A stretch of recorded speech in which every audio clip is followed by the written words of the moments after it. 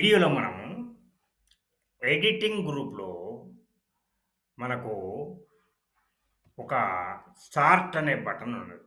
ఇది sort and filter అనే button. దీని గురించి తెలుసుకుందాం. మనందరికీ తెలుసు ఒక కాలమ్‌లో మనం సెలెక్ట్ చేసుకొని అసెండింగ్ ఆర్ డిసెండింగ్ లేక A to Z or Z to A ఎట్లా చేయాలో అది మనకు తెలుసు. ఉదాహరణకు చూడండి ఇప్పుడు మనం ఇది చేసినాం గదా! సెలెక్ట్ చేసినాం గదా! దీనిలో మనకు ఇప్పుడు ఏ టు జెడ్ చేద్దాం.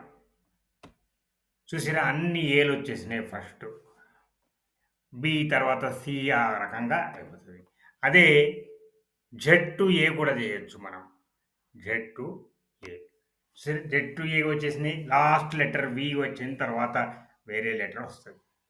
ఈ రకంగా సార్ట్ చేయడం అందరికి తెలుసు. అదేవిధంగా నంబర్లుంటే నంబర్‌లను అసెండింగ్, డిసెండింగ్ చేయొచ్చు. మనం దీనిలోకి వెళ్ళి ఇప్పుడు నేను డిసెండింగ్ చేస్తా. డిసెండింగ్ లార్జెస్ట్ టు స్మాలెస్ట్ చేస్తా. సరే లార్జెస్ట్ టు స్మాలెస్ట్ అయింది.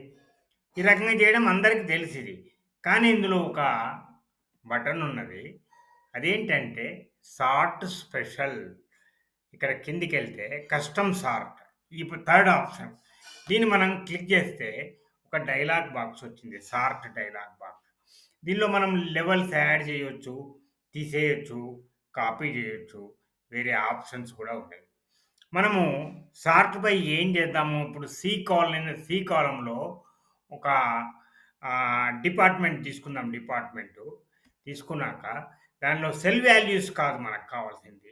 మనము సెల్ కలర్‌ను బట్టి చేద్దాం. ఇప్పుడు సెల్ కలర్‌లో మనం సెలెక్ట్ చేసుకున్నాం గదా!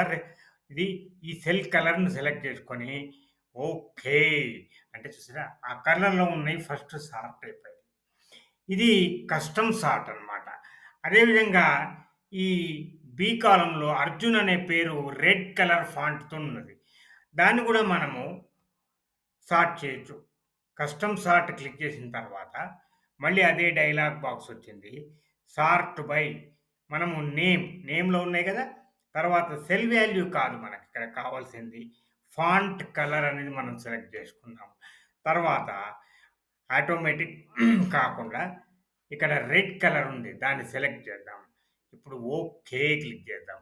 అన్ని రెడ్ కలర్‌లో ఉన్నాయి. అన్నీ అర్జున్ అనే పేరున్నది కాబట్టి అవన్నీ అయినాయి. ఈ రకంగా మనం కస్టమ్ సార్ట్ చేయొచ్చు. కండిషనల్ ఫార్మాటింగ్ ఉంటే కూడా అవి దేనికి ఉన్నదో అవన్నీ కూడా మనము సార్ట్ చేయొచ్చు.